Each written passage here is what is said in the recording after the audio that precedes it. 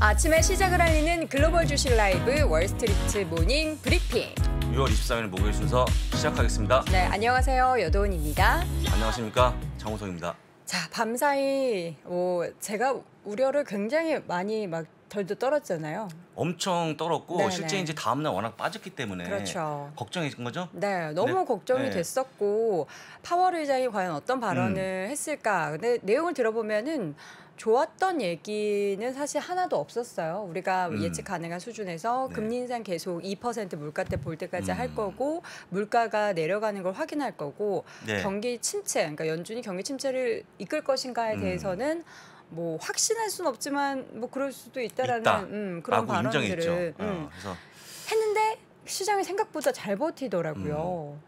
빠지길 바랬습니까 혹시? 아니 누가 빠지길 바라겠습니까? 잘 버틴 거죠. 네. 잘 버틴 겁니다. 어제는요 못 간 게 아니고 잘 버텼다고 보셔야 됩니다. 그쵸. 잘 버텼기 때문에 오늘부터 올라가는 그런 모습을 한번 예상해 보겠습니까? 아니요. 아닙니까? 왜냐하면 네. 이 파월 의장의 또 발언 당일에는 또 이걸 좋게 해석했다가 다음 날 또 어떻게 될지 예. 지금 우리가 그러니까 계속 봐야 되는 그런 구간이잖아요. 한 일주일은 봐야 됩니다. 네네. 일주일 정도는 꼭 보시면 될 것 같고요. 오늘부터 장마가 오기 때문에 예. 짜증 날 수 있습니다. 습해서. 아 그래서 아침부터 네, 제가 그렇게 네. 짜증이 났군요. 그래서 여러분들 각자 즐거운 마음으로 좀 보시면 될 것 같고 생각하시면 네. 될 것 같고요. 우산이 좀 필요한 시기니까 꼭 챙기시면 좋을 것 같습니다. 네, 증시에도 그리고 실제 우리 생활에도 우산이 필요한 네, 시기입니다. 그렇습니다. 자, 오늘도 우리 시청자분들과 함께 방금 전 마감했던 뉴욕 증시 정리 잠시 후에 장부사 사장님이 해주실 거고요. 오늘 지난주 한 주 걸러가지고 이분 오랜만에 뵙는 것 오랜만입니다. 같아요. 네, 미래에셋증권 김석환 선임연구위원과 함께 또 다양한 지표로 보는 현재 미국의 경제 그리고 시장 상황 이야기 나눠보도록 하겠습니다. 또 오늘도 미국 주식에 미치다 이양영 전문위원과 함께는 월가의 소식 전해드리도록 할게요. 자, 오늘 그럼 시장에 대한 주제부터 보도록 하겠습니다. 예, 주제입니다. 파월의 상원 발언 이후에 3대 지수가 약보합 마감했고요.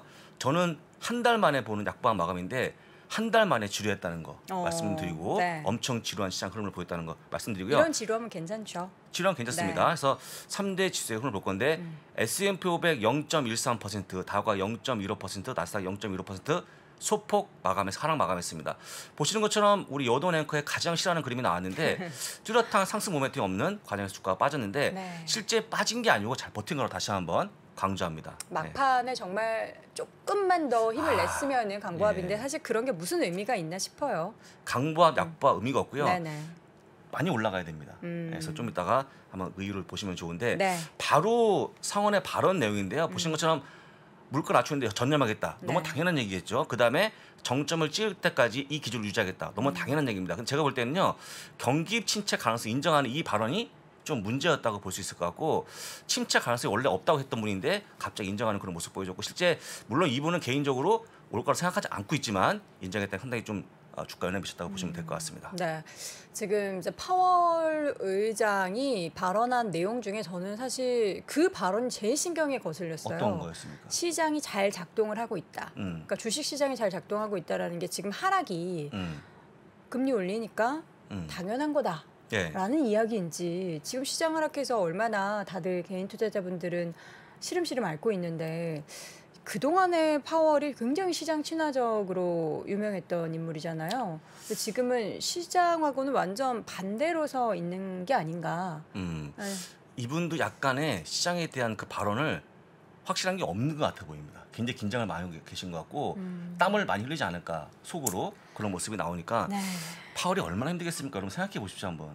근데 이게 네. 이제 파월이 수장이라서 그런 거지 연준의 전체적인 위원들의 의견을 집합해서 이런 예, 결정들을 그렇습니다. 내리고 맞습니다. 파월 의장이 이제 대표로 발언을 하는 거잖아요. 근데 좀 사실 좀 작년부터 많이 아쉬운 부분들이 있습니다. 아쉽습니다. 그래서 일단 7월달 75bp, 9월달 50bp가 확정이 돼 있으니까 네. 그렇게 보시면 될 것 같고요. 네. 제가 여러 가지 지표를 좀 보여드리고 있는데 오늘은요.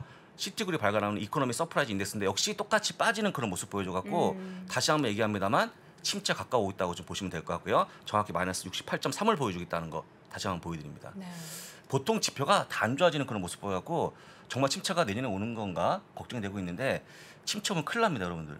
장도 빠지고 빠진 상당히 오래 기간 동안 지속이 될 거기 때문에 일단 오지 않기를 한번 기원해 보겠습니다. 우리가 물 떠놓고 기울여 지내는 것처럼 기원하면 침체가 안 왔으면 좋겠지만 뭐 전체적으로 다양한 인덱스에서도 그렇고 또 여러 가지 은행, IB 쪽에서도 그렇고 계속해서 침체 가능성의 그 퍼센테이지를 더 올리고 있는 그런 상황이라서 참 안타깝습니다. 그렇습니다. 그래서 앞서 설명드렸습니다만 지금은 호재가 하나도 없어요. 없다 보니까 안 빠지는 게 잘 버티는 거다라고 다시 한번 말씀드리고 네. 유가 좀 빠지는 그런 모습 보이는데요. 바이든이 또 발언했습니다. 어제 유류세에 대한 3개월 중단을 의회 촉구하는 그런 모습 보였는데 그러다 보니까 유가가 좀 빠지는 그런 모습 보였습니다. 5% 빠지는 상황이었는데 사실 그것 때문에보다는 침체가 오게 되면 유가 소비가 줄지 않을까 싶은 그런 우려가 커지면서 빠졌다고 좀 보시면 될 것 같고요. 제가 보기에는 놀러 가겠습니까? 비싼데. 갈 사람은 가죠. 가겠죠. 가겠는데 가죠. 그 분들이 많지 않을 걸로 그쵸. 보이니까 유가는 빠질 수밖에 없다고 좀 보시면 될 것 근데 같고요. 미국의 유류세가 제가 알기로는 우리나라가 유류세가 상대적으로 좀 많고 많습니다. 유류세는 좀 적은 거 알고 있는데 바이든은 아예 중단을 촉구했다라는 게 굉장히 이례적인 게 우리는 계속 낮추잖아요. 네, 낮추죠. 그런데 의회에서 동의할지는 모르겠습니다만 일단 중단을 촉구했다고 좀 보시면 될 것 같고요. 계속 이어서 휘발유 가격을 볼 건데 평균 가격입니다. 디젤이 5.81달러, 그다음에 휘발유가 4.96달러로 디젤이 엄청나게 높은 가격을 유지하고 있다는 거 다시 한번 설명드리고 우리 여동원 앵커는 디젤이 아니죠? 저 휘발유예요. 휘발유입니다. 개소인. 예. 그래서 일단은 말도 안 되는 가격이 나왔다고 보시면 될 것 같습니다. 예. 그런데 아까 말씀하신 유류세를 볼 건데 휘발유가 0.18달러, 디젤이 0.24달러로 그렇게 크지 않습니다. 진짜 그야말로 애기 이건데요. 네. 그러니까 한 3% 정도밖에 안 되기 때문에 물론 이것도 어디겠습니까만 사실 이런 거 떨어진다기 그런 의미보다는 상당 상징 의미가 있다고 보시면 좋을 것 같고요. 앞으로 유가에 대한 하락이 조금 나오지 않을까 싶어서 말씀드렸습니다. 네, 자 어제 시장을 맵으로 쭉 정리를 해보도록 하겠는데 어제는 뭐 시장이 보합권 등락을 보였던 것처럼 얼룩덜룩했습니다. 이렇게 이런 그림 혹시 본 적 있습니까? 최근에? 없어요. 최근에 어제 약간 없습니다. 극단적이었잖아요. 예, 극단적인 최근에. 모습 보였는데 어제는 보시는 것처럼 이걸 보면 올라갔다고 봐야 될까? 하락했다고 봐야 될까? 잘 모르는 그림인데 한번 주요 기사를 보겠습니다. 1번 넷플릭스인데 넷플릭스가 이제 광고에 대한 관심이 커지면서 알파벳과 한번 협의를 해보겠다, 지를 뵙겠다 하면서 올라가는 모습 보였다는 거. 광고하면 구글 아니겠습니까? 그쵸. 그래서 일단은 좋아진다고 보시면 될 것 같고요. 2번 나이키가 최근에 좀 부침이 심한 모습인데 어제는 또 투자가 내려가는 그런 모습 보여 주가가 빠졌는데 중국의 영향도 있고요. 상당히 좀 경기가 어려워지면 신발 구매가 안 일어날까요? 저는 일어난다고 볼 수 있을 것 같은데. 나이키는 계속 판매가 이루어질 것 같긴 한데 아무래도 이제 경기가 안 좋으면은 이제 나이키 말고 그거보다 좀 저렴한 신발로 갈 수 있다는 그런 경고가 나오고 있는데 나이키 신발하면은 저는 이제 뭐 비싼 신발을 생각했기보다는 오래된 신발이 아닌가 생각 드는데 비싼 신발입니까 나이키가? 나이키가 결코 뭐 저렴한 모델도 있지만 그렇죠. 우리가 좀 좋아하는 그런 모델들은 웬만하면은 미국에서 뭐 100불 이상이고 한국에서도 뭐 20만 원 전후로 가격대가 형성돼 있기 때문에 그렇게 저렴하진 않죠. 하지만 좋은 신발이고 정말 제가 신어봤더니 한 3, 4년은 그냥 가는 것 같아요 신발이. 3, 4년이나요? 예, 수명이. 오. 아닌 걸로 보입니다. 자주 안 신으시는군요. 자주 신는데도 불구하고 그렇게 됩니다. 네. 자, 3번 알트리아가 주가 많이 빠졌는데요. 여러분들 알트리아가 인수한 전자담배 회사가 있어요. 줄이라고. 근데 줄 혹시 아십니까? 줄? 들어본 것 같아요. 과일 맛, 향기가 좋은 맛 이런 것도 있는데 맛이 담배인데 있어요? 담배에 달콤한 맛이 느껴집니다. 전자담배에 대한 없습니다. 그런 약간 위해성이 커지고 있는 상황인데 이 전자담배를 누가 피냐? 10대가 핍니다. 10대가. 미국은 10대도 흡연이 허용되는 그렇습니다. 그래서 일단은 이런 거에 대한 규제가 나올 걸로 보이고 있고 사실은 줄을 아예 없애버리려고 하는 그런 모습이 나오다 보니까 움직임이 나오다 보니까 주가가 빠졌다는 거 말씀을 드리고요. 4번 아까 말씀드렸습니다. 유가가 빠지면서 다시 에너지 관련이 빠졌는데 한 번 빠지면 많이 빠집니다. 엑슨모빌 3.96%가 빠졌다는 거 좀 보시면 될 것 같습니다. 자 마지막으로는 헬스케어 관련해서 또 이제 의약품 관련해서 종목들이 대거 올랐는데 지금 잘 보시면 아래쪽에 mRNA라고는 모더나 주가 많이 올라가는 그 색깔이 나왔는데요. 실제 지금 6개월부터 생후 6개월부터 4살까지 그 점차 백신 나이가 떨어지는 그런 모습을 보여줍니다. 하다 보니까 지금 당연히 백신이 많이 팔리면 주가 올라갈 거기 때문에 실제 가장 강한 모습 보인 게 헬스케어로 보시면 될 것 같고요.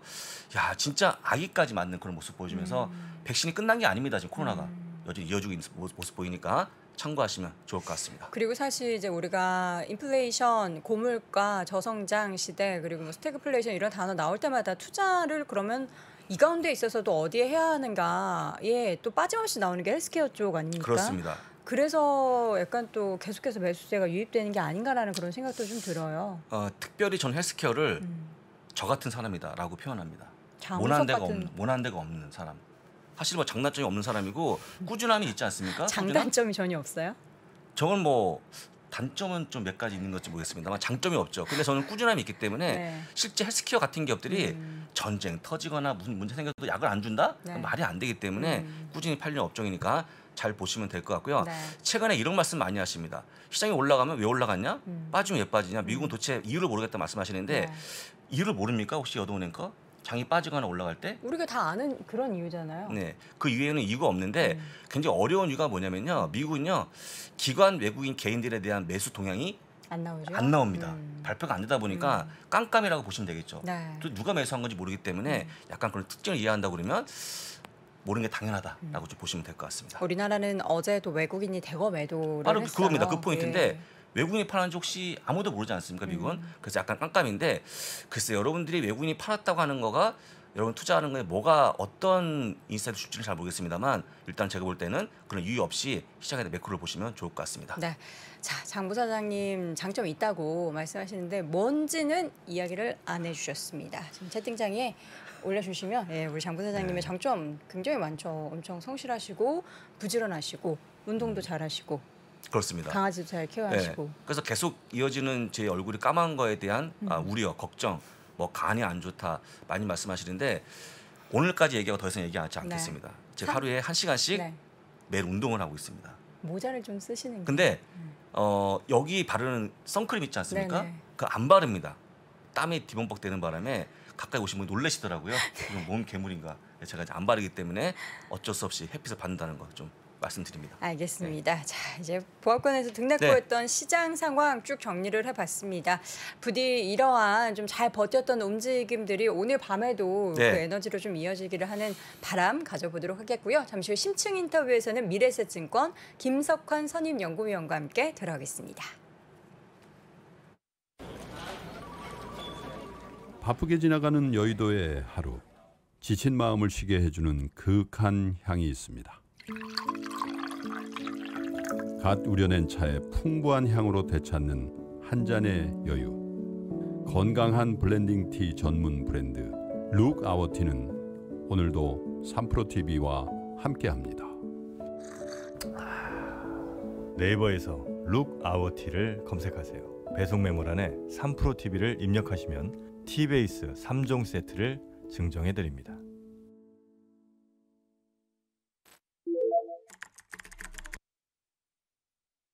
투자 위더 스타 본선 1라운드 지금 바로 시작합니다. 타이거 자산운용의 오종태 이사님, 김프로님, 김동환 프로님, DS자산운용 이한영 본부장님도 오셨습니다. 이전 팀원이 그대로 한 팀이 돼서 경쟁을 하게 되고 각 팀에서 딱 한 명만 합격할 수가 있습니다. 예, 됐습니다. 많이 떨리네요. 제 12년간의 투자 수익률 잘못됐을 때 설명할 길이 없어요. 그러면 상품 끝이거든요.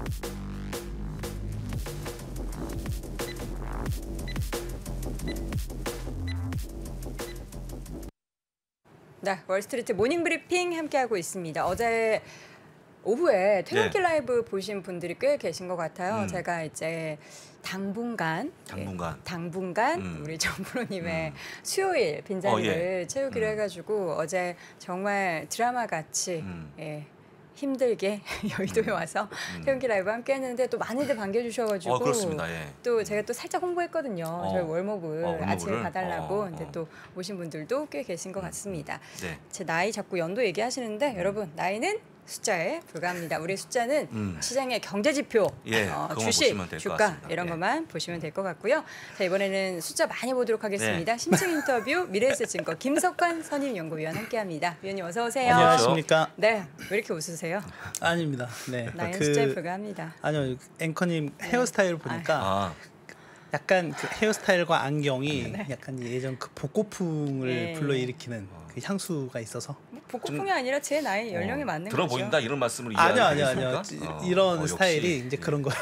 피곤해서 오늘 아침에 좀 신경을 덜 피곤하십니다. 썼습니다. 죄송합니다. 아닙니다. 네, 제롬 파월 연준 의장의 네. 발언으로 어떻게 좀 이야기를 열어볼까요?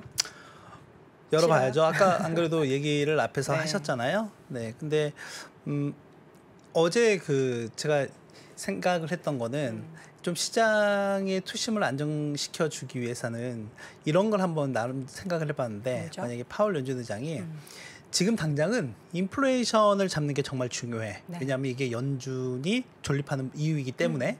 그런데 경기가 침체가 되는 부분에 대해서도 우리는 신경을 쓸 거야.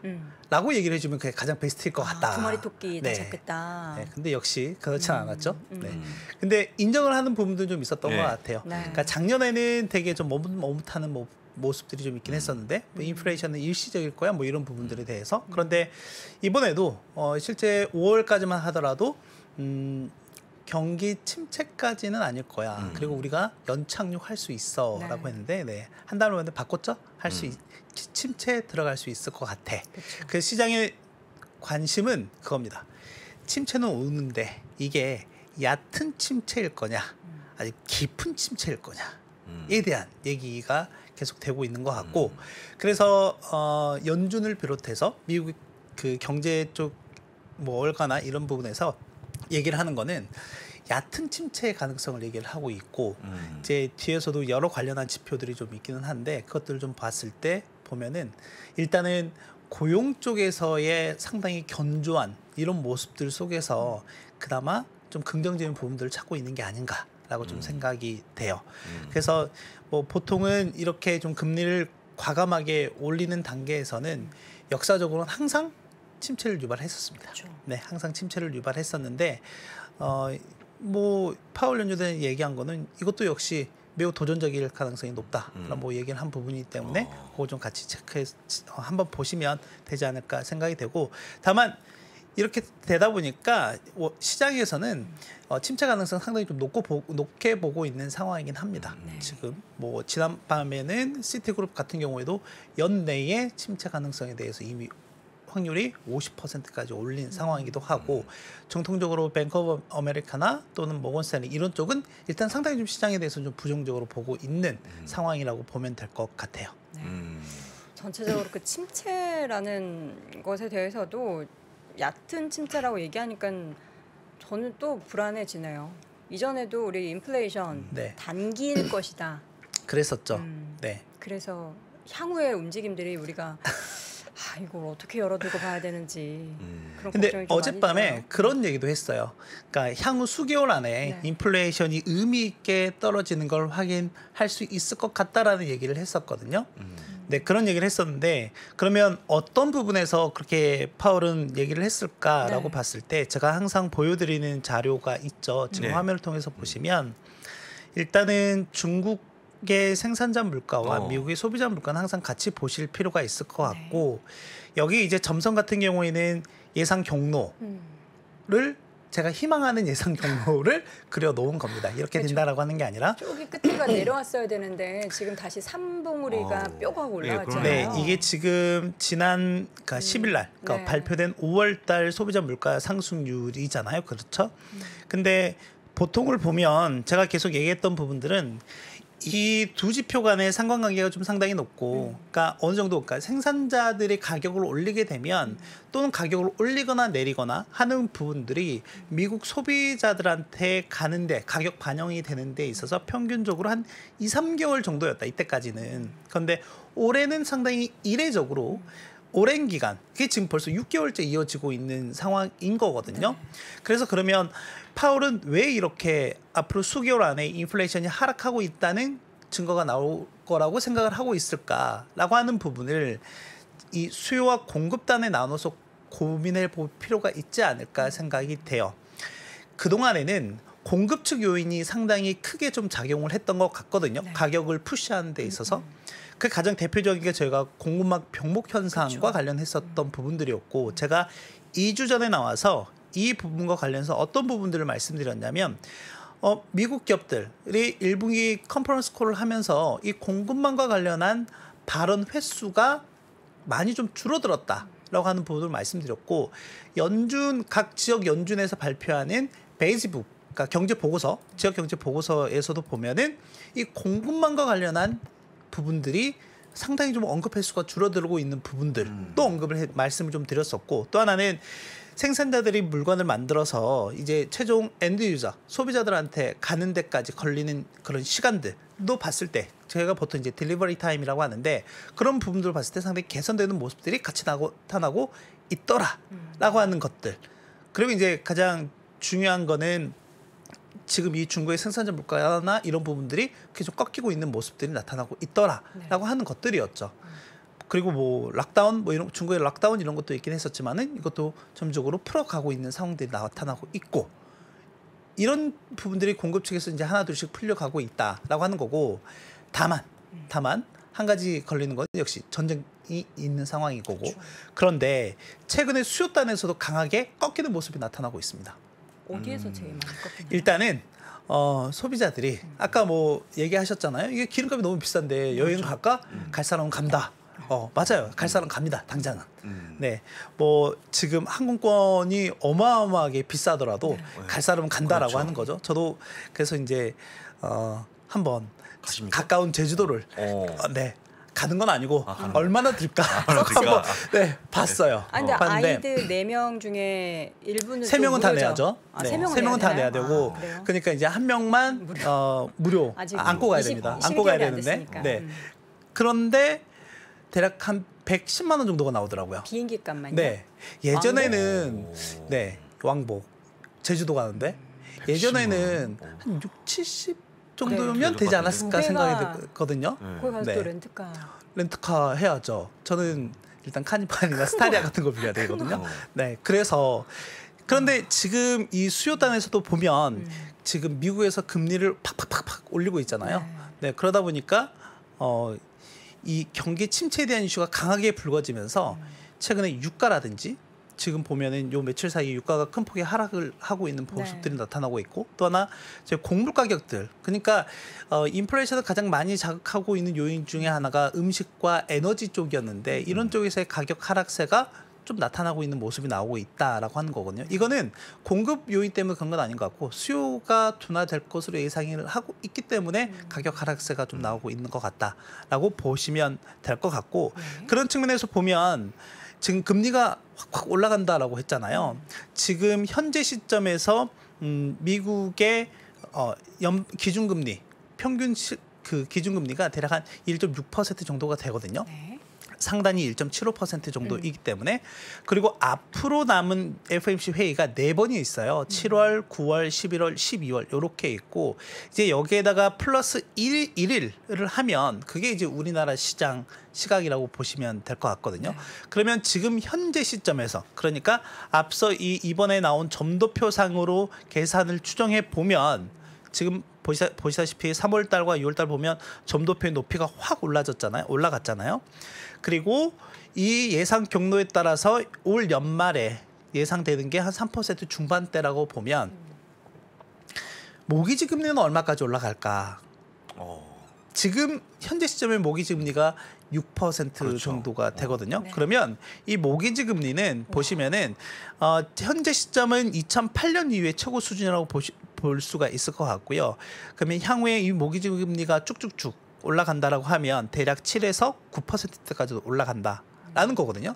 만약에 그렇게 되면 대출을 한 사람들이 얼마만큼의 원리금이 부담을 해야 될까라고 봤을 때 작년 연말 대비 대략 7% 정도면요. 56%가 늘어나게 되고요. 네, 9%가 하게 되면 거의 100 가까이 늘어난다라고 보면 되죠. 이렇게 되면 다른 거 살 수 있겠어요? 당연히 소비를 크게 줄일 수밖에 없다라고 하는 거고, 그래서 이제 이런 부분들이 수요를 강하게 컷다운 시키는, 컷오프 시키는 요인 중에 하나다라고 보면 될 것 같아요.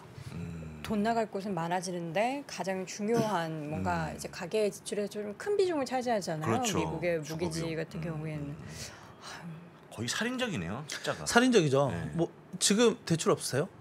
엄청 있죠, 저는. 네. 은행과 함께 사는 거죠, 이제는. 거의 뭐 제 집이 장난 아닙니다. 아니잖아요. 은행집입니다. 네. 은행집. 화장실 정도만 우리 집 아닌가요? 화장실 그렇죠. 정도만. 그 정도만. 네. 그래도 저는 한 반 정도 반 정도 많이 갚으셨네요. 네, 많이 예. 갚아가고 있는데 계속 금리가 올라가고 있어요. 그렇죠. 네. 장난 아닌 상황이 연출이 되고 있는 거죠 지금. 그러니까 우리 모두가 직면하고 있는 문제다라고 좀 생각이 되고 이제 거기에다가 이제 국내 투자자들이 좀 걱정하고 있는 부분이 하나가 있어요. 예. 한미 금리 차가 역전이 되는 그런 부분에 대해서.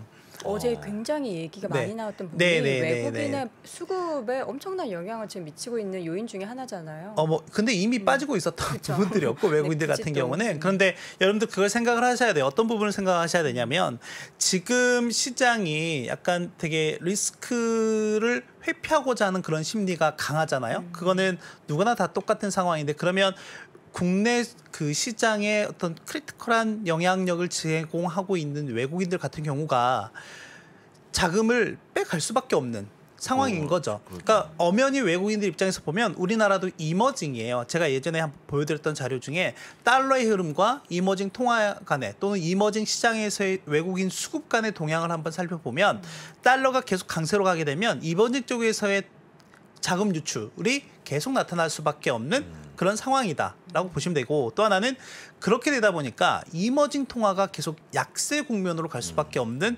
상황이라고 보시면 돼요. 그래서 어제 장중에 달러 원 환율이 1,300원을 찍었죠. 찍었습니까? 네, 찍었습니다. 그래서 여기에서 이제 저희가 고민을 해봐야 될 거는 어떤 부분이냐면 그러면 이 달러 원 환율이 1,300원이라고 하는 이 레벨이 과거 어떤 수준들이었을까라고 했을 때 이 장표를 좀 보시면 좋을 것 같아요. 이제 이게 좀 복잡해 보이지만 뭐죠? 이걸 좀 잘 보시면 네.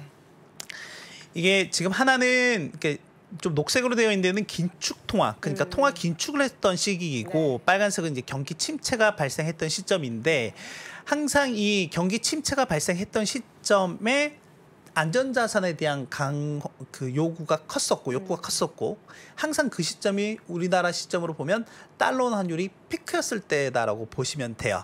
그러니까 최근에 보면은 이게 2020년 팬데믹 상황일 때 대략 한 1,300원대까지 갔었던 시기였었고 그리고 이 시기가 2007, 8년 미국발 금융위기 시기였다라고 보면 될 것 같고요. 그리고 이제 이 앞에로 가게 되면 이때가 이제 저희가 2000년 초반에 닷컴 버블이 터졌던 그런 시점들. 그러니까 2000년 이후에 보면 대략적으로 그 달러 환율이 그 레벨까지 올라갔을 때가 그런 크리티컬한 이벤트들, 그러니까 뭔가 경기 침체를 강하게 푸시하는 요인들이 발생했었을 때다라고 보면 될 것 같거든요. 그러면 지금은 그런 수준의 현상들이 와 있을까? 직면에 있을까? 라고 하는 부분에서 봤을 때 아직은 그런 부분은 아닌 것 같다. 다만 시장이 좀 빨리 반영하고 있는 부분은 있는 것 같다. 어떤 부분을 좀 빨리 반영하고 있느냐라고 봤을 때 지금 보시면 이 과거 미국의 역사 속에서 보면 보통은 항상 이 소비자 물가 상승률보다 기준금리가 높았습니다. 네, 높았어요. 그러니까 긴축 통화를 할 때도 그랬고 뭐 침체의 상황에도 그랬고 그리고 보면 역사적으로 보면 이례적으로 이런 상황들이 있지는 않았어요. 네, 상당히 이렇게 괴리가 벌어져 있었던 시점이 없었습니다. 그래서 여기에서 여러분들이 알 수 있는 건 연준이 되게 빠르게 그리고 강하게 좀 할 수밖에 없겠구나라고 하는 부분이라고 보시면 되고 또 하나는 제가 아까 실업률 같은 경우는 좀 다르다라고 말씀드렸잖아요. 항상 이 경기 침체 국면에서는 실업률이 올라갈 수밖에 없습니다. 최근에 계속 그런 내용들 나오시는 거 아시죠? 뭐 코인베이스라든지 그렇죠. 넷플릭스라든지 감원. 심지어 테슬라 같은 경우도 감원이라든지 또는 고용과 관련한 계획들을 조정한다라고. 그래서 연준이 즐겨보는 지표, 그러니까 고용 시장의 수급 상황을 즐겨보는 지표 중에 실직자 수 대비 일자리 수가 몇 개야라고 했을 때 지금 한 1.9개 정도가 된단 말이죠. 근데 이것도 빠르게 내려올 가능성이 있다라고 하는 거예요. 그리고 실업률도 지난 경제 전망 자료에서 보면 소폭 상향 조정을 했지만 이게 좀 더 올라갈 여지가 있다. 근데 아주 크리티컬한 포인트가 대략 한 5%대입니다. 보시면 지금은 3.6%잖아요. 역사적으로 상당히 낮은 수준인데 이 수준이 전체적으로 보면 5% 이상으로 확 넘어가게 되면 그때부터는 좀 심각한 상황으로 보고 있는 거고. 근데 지금 이 실업 고용 쪽에서는 그렇게 보고 있지는 않는 것 같아요. 그래서 적어도 고용 쪽에서 상당히 좀 낙관적이다 보니까 그러니까 이 경기 침체를 버틸 수 있다라고 이렇게 연결이 되고 있는 것 같다라고 하는 거고 제가 4, 5월 달에 한창 많이 나왔던 얘기가 장단기 금리차 역전이었어요. 네, 역전이었는데 공교롭게도 이게 경기 침체를 유발하는지 안 하는지에 대한 인과관계는 밝혀지진 않았습니다. 밝혀지진 않았는데 근데 공교롭게도 항상 경기 침체가 발생하기 직전에 장단기 금리차가 역전이 되더라. 물론 이건 이제 하나의 시장 지표이니까. 그래서 보면은 지금은 좀 달라요. 그러니까 지금은 여기 보면 10년물과 2년물 또는 10년물과 3개월물 간에 장단기 금리 차가 있고 뭐 여러 장단기 금리 차가 있을 거잖아요. 그랬을 때 지금은 약간 좀 차이가 좀 있다. 네. 각 장단기 금리 차 각 지표 간에 좀 차이가 나타나고 있다. 근데 이게 만약에 좀 심각하네라고 하는 상황은 거의 다 동일한 흐름들이 좀 나타나야 된다라고 하는 거죠. 이런 부분에서도 그래 지금 시장이 그렇게 우려하는 것처럼 정말 깊은 경기 침체까지는 안 갈 수도 있다라고 하는 부분들이라고 보시면 되겠고 다만 이제 우려스러운 것들이 이런 부분들인 거죠. 소비자 심리 지수라든지 이런 부분들이 여전히 좀 상당히 부정적인 모습들이 좀 나타나고 있는 상황들이다라고 보면 되겠고 그러니까 혼재되어 있기는 합니다. 그래서 되게 좀 어려운 부분이 있다 보니까 결국에는 이 펀더멘털에 대한 점검이 매우 좀 필요한 부분이라고 좀 생각을 하고 있거든요. 그래서 그 펀더멘털과 관련한 부분들을 좀 체크를 해보시면 이미 뭐 밸류에이션은 저희가 뭐 상당히 좀 낮은 수준까지 내려와 있다라고 하는 거고 그러면 지금 이 밸류에이션에 대해서 합당한 가격 프라이싱을 할 수 있느냐라고 하는 부분은 뭐 지금 저희가 이제 보통은 뭐 5년이나 10년이나 이런 평균치 대비로 봤을 때 좀 낮아져 있는 상황이고 실제 S&P 500 기준으로 보면 이 밸류가 상당히 낮아졌던 시점들에는 항상 뭔가 이슈들이 있었다라고 하는 거였는데 지금 같은 경우에는 당장 터진 건 아니지만 그런 전조 현상들 또는 그렇게 가려고 하는 어떻게 보면 시장 심리들이 좀 많이 반영되어 있는 게 아닌가라고 좀 생각이 되거든요. 그렇게 봤을 때 이제 이익단의 모습을 좀 볼 필요가 있다라는 거예요. 제가 이제 4, 5월 달에 주가 조정폭이 컸던 이유 중에 하나가 실적 발표와 더불어서 향후 가이던스에 대한 부분들이 좀 부정적으로 나온 현상들이 있었잖아요. 네. 실제 1분기는 잘 나왔단 말이죠. 네, 1분기는 이 실적 발표 전에 대비했을 때 실적 발표를 거듭하면서 상당히 뭐 이익 레벨이나 또는 성장률 자체가 계속 올라가는 모습도 좀 보였는데 공교롭게도 이 향후 전망에 대한 부분들이 좀 꺾이는 모습들이 같이 나타났었어요. 그런데 지금 최근 한 2, 3주 사이에서는 다시 좀 턴어라운드하는 모습들이 좀 나타나고 있습니다. 지금 보시다시피 이렇게 2분기도 살짝 올라서는 모습이 나오고 있고요. 하반기 같은 경우에는 일단 레벨 자체도 높아지는 모습이 나오고 점차적으로 우상향하는 모습을 보이고 있더라. 일단 이 부분은 한 가지는 좀 긍정적인 부분인 것 같아요.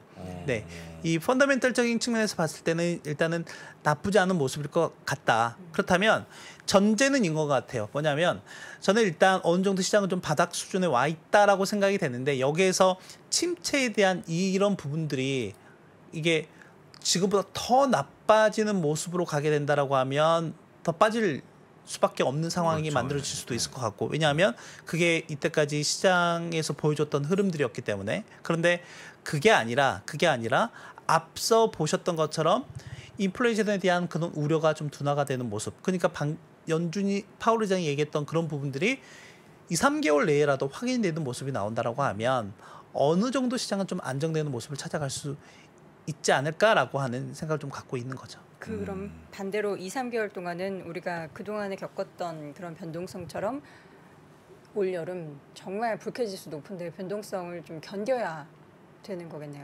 지금 계속 그런 장의 연속인 것 같아요. 지금 보면 이게 제가 뭐 올 연초에도 그랬던 것 같아요. 연초에도 작년 고점을 찍고 쭉 내려오면서 이게 추세적으로 회복하기는 힘들다. 네. 그러니까 이미 지난 2년 동안 올라왔던 이 상승 추세로 회복하기는 힘들 것 같고 계속해서 변동성 장세가 이어질 것으로 보인다. 근데 그때 베스트한 거는 횡보였던 거였거든요. 근데 지금은 어떻게 되냐면 계속해서 약세장 랠리의 모습을 좀 계속 취하고 있는 모습 나오고 있는 거예요. 그렇다면 이 약세장 랠리의 상단 채널을 뚫고 올라가는 이벤트가 뭐가 있을까라고 봤을 때는 일단 이런 펀더멘털이 괜찮다라고 하면 지금 시장에 가장 원하는 거는 아까 첫 번째는 인플레이션 둔화가 되는 모습들이 좀 가파르게 나오는 것 그리고 그에 따라서 연준의 기조가 변화하는 것이라고 보시면 될 것 같아요.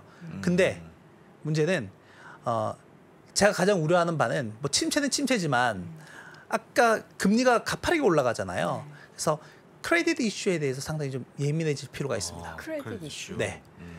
요즘 들어서 어떤 내용이 기사들이 올라오고 있냐면 언론에 이제 부동산 관련한 얘기들이 좀 나오고 있어요. 부동산이 대표적으로 레버리지가 크잖아요. 그 얘기 네. 정말 그리고 많더라고요. 그렇죠. 그 올라오고 미국도 있더라고요. 마찬가지입니까? 점진적으로. 그럼요. 점진적으로 올라오고 있더라고요. 왜냐하면 지금 전체적으로 보면 주택과 관련한 지표들, 주택 매매와 관련한 지표들이 올해 들어서 계속 꺾이는 모습이 나오고 있고 보통 이제 주택 관련한 지표들은 그 직전 올 게 아니라 지금 6월이면 2달 전 거 4월치가 나오고 있단 말이죠. 그러면 아직 5월이나 이런 부분들이 반영이 안 됐기 때문에 앞으로 더 나빠질 가능성이 있다라고 하는 거죠. 그리고 또 그렇기 때문에 그리고 이제 부동산 쪽은 그렇고 또 하나는 이제 기업들 보면 지난 2년 동안 풍부한 유동성 속에서 상당히 풍부한 유동성과 저금리 속에서 자금을 마음껏 끌어다 썼단 말이죠. 근데 그걸 가지고 자기의 사업 영역을 잘 구축을 해서 양호한 현금 흐름을 만들어 놨다라고 하면 나쁘지 않아요. 그런데 그게 아니라 이제부터는 계속 씨름할 수밖에 없습니다. 내가 번 돈 가지고 이자를 감당할 수 있을까에 대한 부분들, 이제 그런 부분들이 보통 보면 제가 이자 보상 배율이라고 하는데 그런 기업들이 1 미만으로 가 있는 기업들이 부지기수 나오기 시작할 거거든요.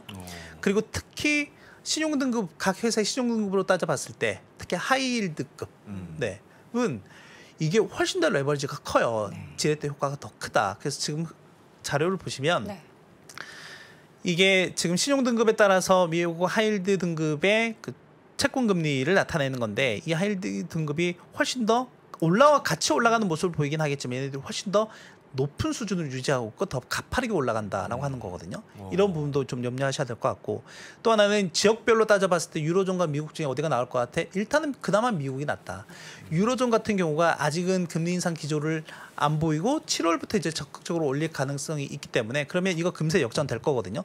지금은 미국이 좀 더 높게 보이지만 유로존이 금세 이걸 추월할 거다. 그러면 유로존 내에서도 이슈들이 이런 크레딧 이슈들이 좀 불거질 가능성이 있다. 그래서 저는 여러분들께서 향후에 보실 때 뭐 보셔야 될 게 너무 많지만 특히나 이 신용 쪽과 관련한 이슈를 좀 보셔야 될 것 같아요. 항상 문제가 심각해지는 건 이 신용 쪽이었습니다. 지금 오늘은 분위기가 무거웠어요. 뭐 안 좋은 것들을 이제 차트를 통해 보면서 지금 어느 구간인지를 쭉 봤고 그 중에서 그나마 이제 주당 순이익 같은 경우는 조금 돌아섰다라고 하는 건데 지금 시장에서 이런 안 좋은 지표들의 시그널이 좀 돌아서는 시점이 언제가 될지는 사실 누구도 모르기 때문에 그렇습니다. 우리 또 김선임 연구원님께서 계속해서 이 추이를 이야기를 해주시면 저희가 또 거기에 시장은 또 어떻게 반응하는지를 함께 보시면서 투자 전략 세우시면 좋을 것 같습니다. 자, 미래에셋증권 김석환 선임 연구위원 함께했습니다. 위원님 고맙습니다. 고맙습니다. 감사합니다.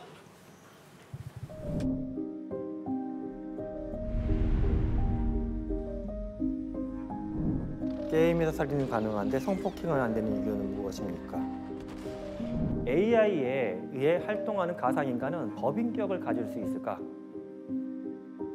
내 아바타에 AI를 입힌다면 나 대신 무엇을 시키고 싶으신가요?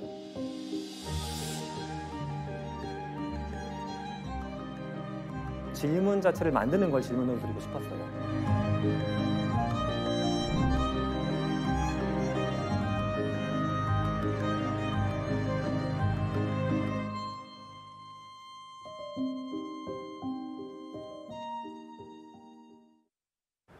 자, 이번에는 월가의 소식 확인해 보도록 하겠습니다. 미국 주식에 미치다 이한영 전문위원 모셔보도록 할게요. 어서 오세요. 네, 안녕하세요. 네, 이한입니다. 반갑습니다. 네.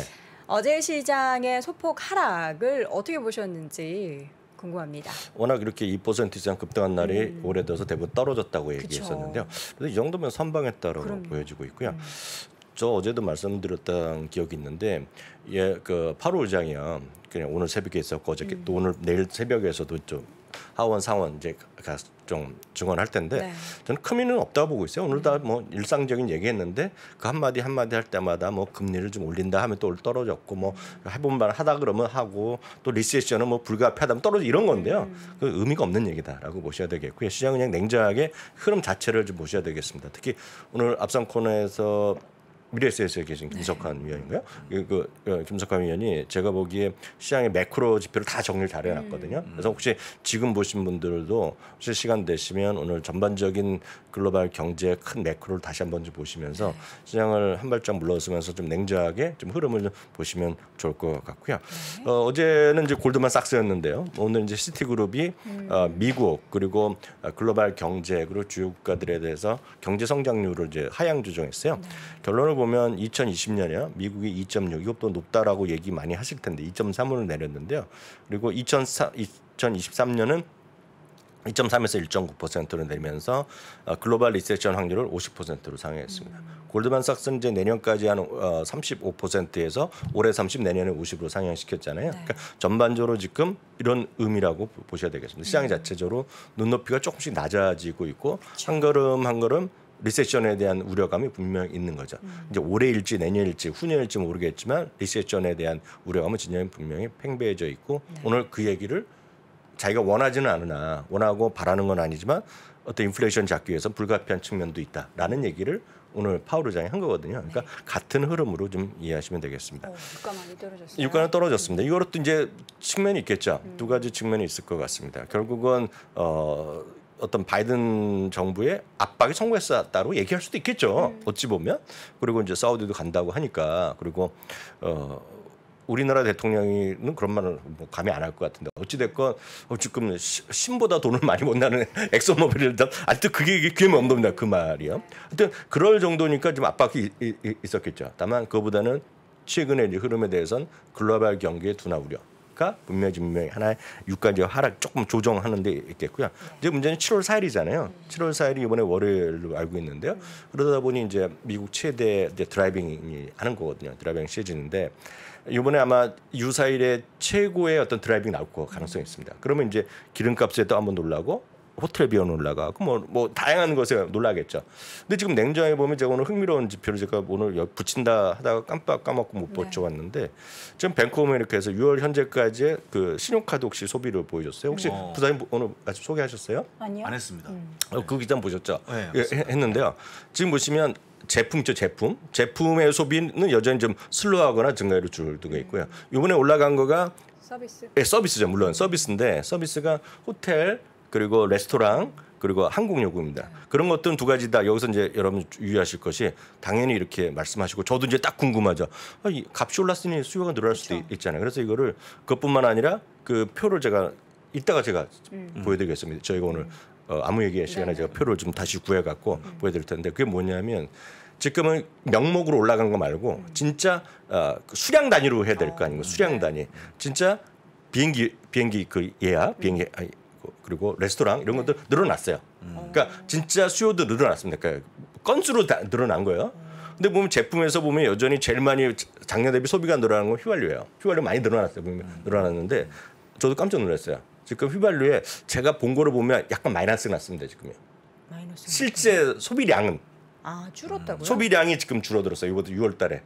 지금 휘발유 많이 오른 탓이. 그러니까 많은 사람도 안 가고 막 그런 걸 한 거죠. 자제한 거죠. 그래서 그게 제가 그래프를 좀 구해갖고 오늘 이따 아무 이야기 시간에 다시 한번 확인해드리도록 하고 제가 맞는지 안 맞는지 저는 그렇게 봤기 때문에 뭐 확인해드리겠습니다. 하여튼 지금 유가는 지금 $105까지는 하락했지만 이건 아직 먼 얘기죠.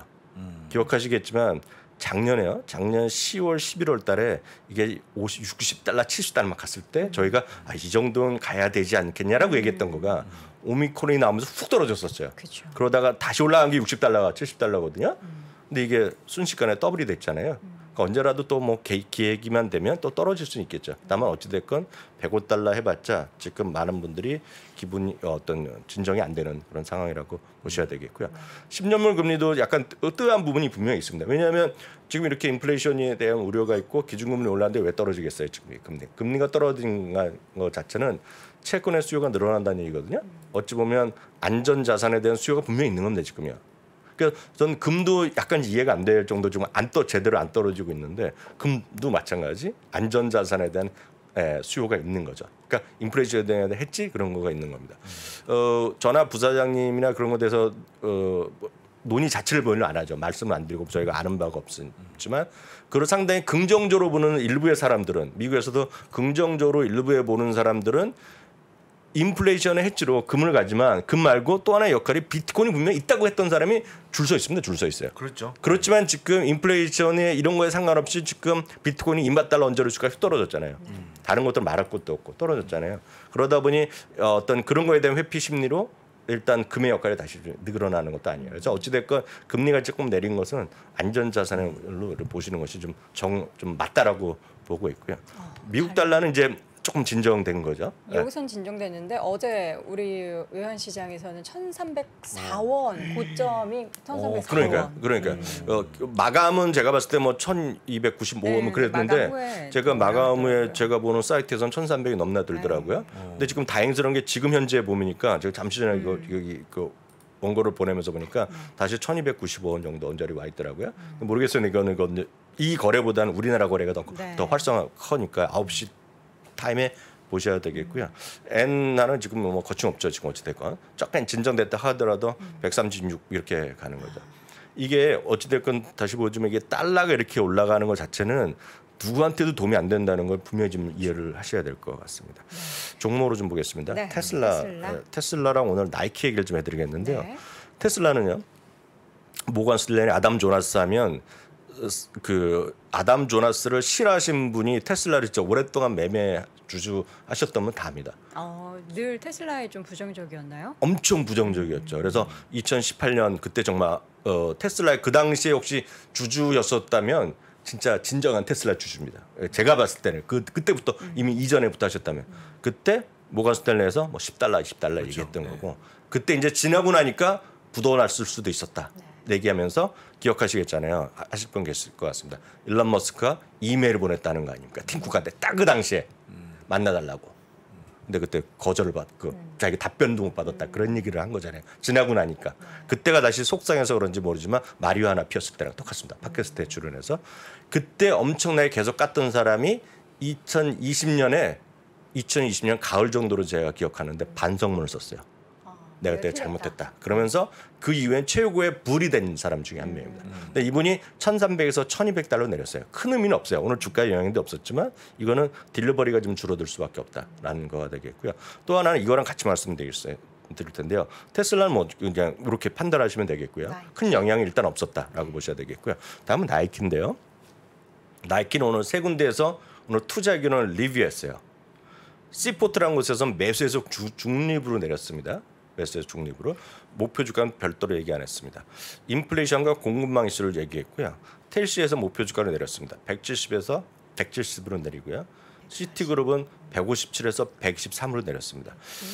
네, 제가 요 텔시나 시티그룹은 제세에 안 뵀지만 요 시포트 레포트 대충 보고 왔습니다. 인플레이션과 공급망 이슈입니다. 공급망 이슈는 일정 수준 뭐 당연할 수 있잖아요. 그럴 수 있겠죠. 인플레이션이 값이 올라가고 여기에 더불어 달러 얘기가 또 나옵니다. 달러 얘기요.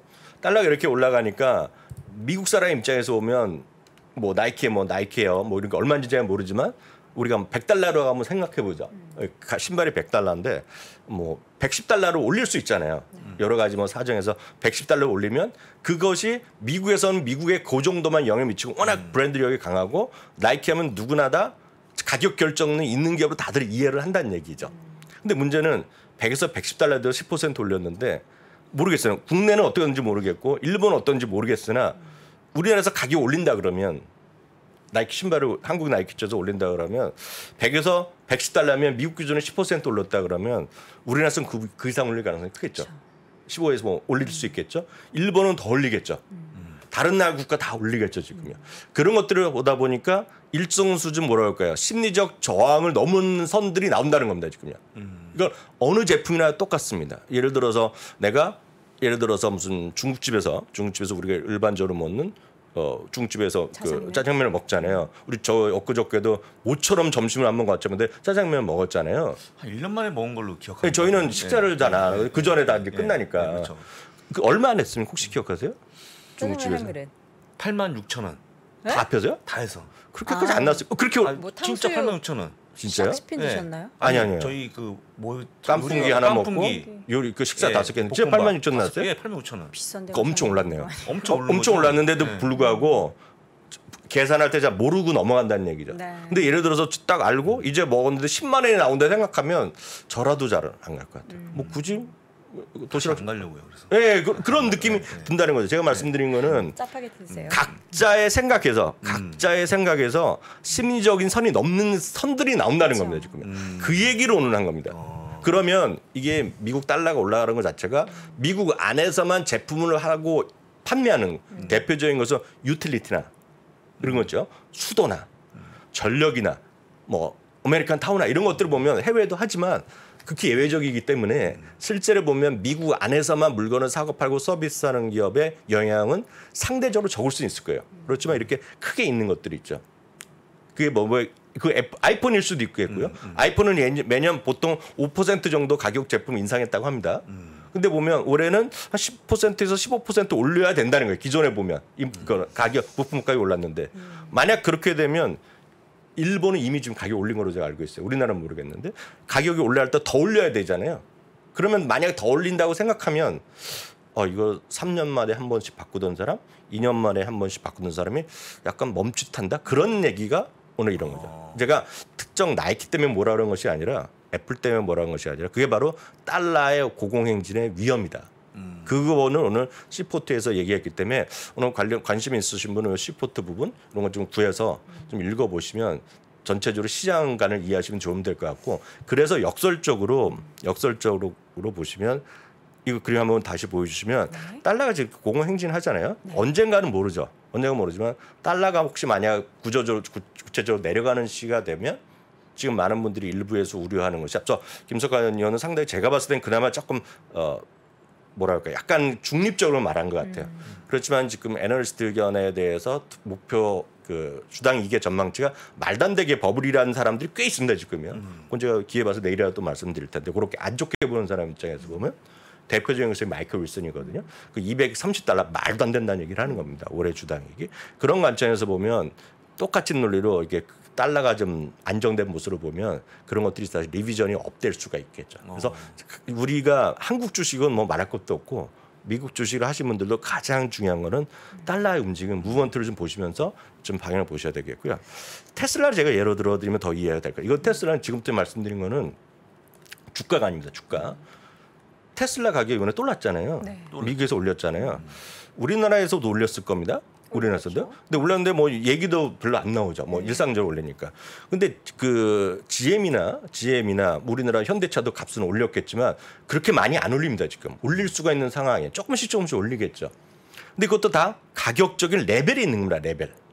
그러니까 어느 정도 저항이 되는 레벨이 있는 거죠. 분명히 가격 결정력이기 때문에 테슬라도 가격을 올리는 거죠.